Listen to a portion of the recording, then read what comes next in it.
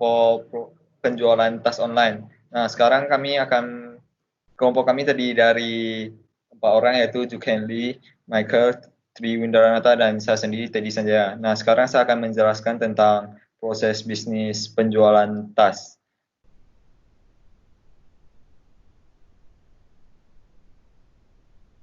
Yang pertama adalah customer melakukan kit atau pemesanan produk ke toko, dan admin akan melakukan penyimpanan informasi customer dan detail produk yang telah dipesan atau yang akan di-kit, dan kemudian diberitahu kepada pihak admin gudang untuk melakukan penyimpanan produk. Ketika customer merekap atau menyatakan bahwa akan mengambil produk dalam sekian waktu, maka admin gudang akan membawa produk tersebut dan menyediakannya di toko. Sehingga di waktu customer datang, produk sudah tersedia dan tidak perlu menunggu penjemputan produk lagi. Customer akan melakukan pemeriksaan produk di toko untuk mencegah terjadinya kegagalan produk atau tidak bagusnya produk. Customer sudah lunas transaksi dengan pihak toko dan pemeriksaan selesai, maka customer akan melakukan pembayaran dengan admin toko. Setelah pembayaran selesai, maka customer dan toko dinyatakan selesai dalam melakukan transaksi. Selanjutnya akan dijelaskan oleh Michael. Untuk data flow diagramnya yang level 0 menggambarkan dengan sistem di mana pelanggan akan mengorder dan mengorder terhadap dan memasuki orderannya terhadap sistem, dan sistem akan mengeluarkan nota beserta barang, dan pelanggan akan melakukan pembayaran secara bersamaan.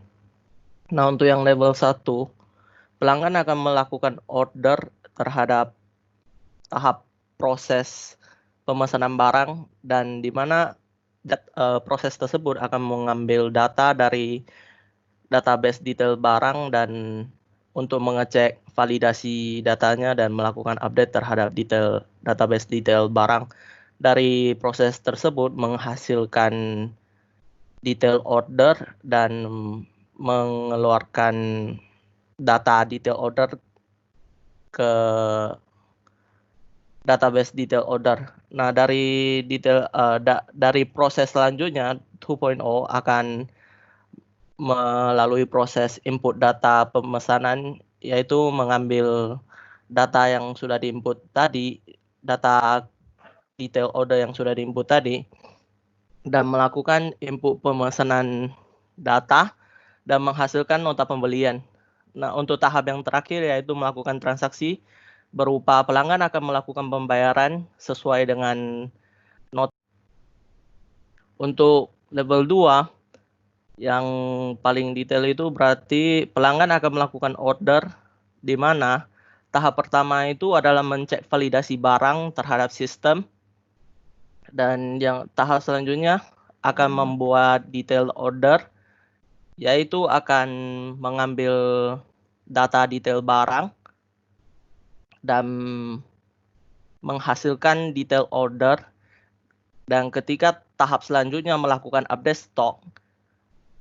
Proses ini melakukan update data terhadap stok barang di sistem, dan untuk proses selanjutnya penginputan invoice, mengambil data dari database detail order dan menghasilkan nota pembelian. Nah, untuk tahap yang terakhir, pelanggan akan melakukan pembayaran yang sesuai nota pembeliannya dan akan menerima nota beserta barang yang ia beli. Selanjutnya akan disambung oleh Tri Windaranata. Oke, untuk saya akan menjelaskan tentang ERD penjualan tas online. ERD kami ada terdiri dari 2 tabel, yaitu produk dan penjualan. Di produk ada terdiri dari ID produk, nama produk, harga, stok produk, tanggal masuk produk. Terus di penjualan ada nomor penjualan, ID produk, tanggal penjualan produk, nama produk, stok produk, harga, jumlah penjualan, total penjualan. Kami membuat many to many dikarenakan satu produk bisa dijual ke banyak customer. Satu customer dapat membeli banyak produk. Next.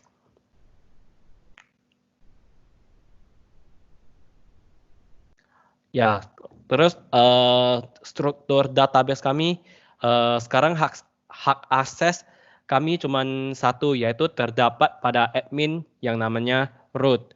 Kemudian dengan artinya itu hanya admin atau pemilik toko yang dapat mengakses database. Jika pemilik toko ingin memberi hak akses kepada manajer, maka akan dibuat user baru.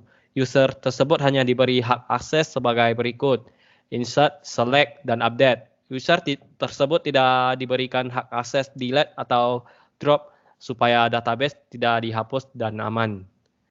Selanjutnya akan dilanjut oleh Jukendi. Sekarang saya akan menjelaskan tentang website dari kelompok database kami. User dari website kami itu kami fokuskan untuk user yang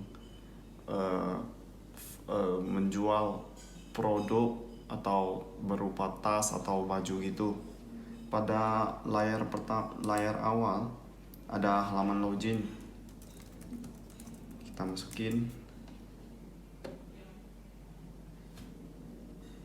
Lalu ada dashboard yang berisi tentang data-data dari toko gitu. Lalu opsi kedua ada data produk. Di data produk itu kita bisa menginput, mengedit, dan menghapus data-data yang telah kita masukin. Data-datanya bisa berupa nama produk, harga, stok masuk, lalu tanggal pemasukan. Kita bisa melakukan tambah data nama produk, harga produk, stok, satuannya bisa berupa buah, tanggal masuk kita tentuin, lalu kita simpan.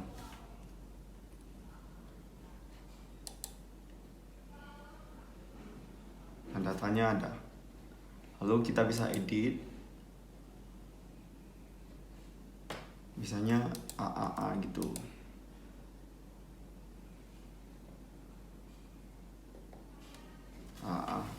Lalu ada data penjualan. Di data penjualan itu ada data tanggal penjualan, nama produk, stok produk, harga produk, sama jumlah pembelian. Jumlah pembelian di sini itu adalah jumlah yang sudah terjual sama total penjualan. Di sini kita tetap bisa juga tambah data sama hapus data. Tapi di sini itu kita tidak bisa melakukan update ya, supaya data itu bisa stabil ataupun cocok dengan stok yang ada di gudang. Lalu ada lagi laporan. Laporan ini kita bisa membuat sesuai tanggal penjualan awal sampai tanggal penjualan akhir. Kita bisa cari.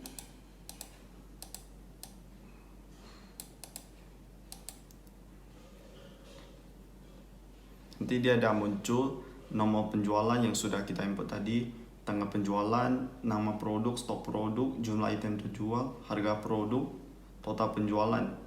Dan di dalam slide ini sudah ada database seperti store prosedur, match function, ataupun trigger yang nantinya itu bisa digunakan untuk CEO untuk mengetahui jumlah keuntungan atau profit yang telah dia dapetin. Kita bisa print dalam bentuk PDF. Sekian tugas kami, terima kasih.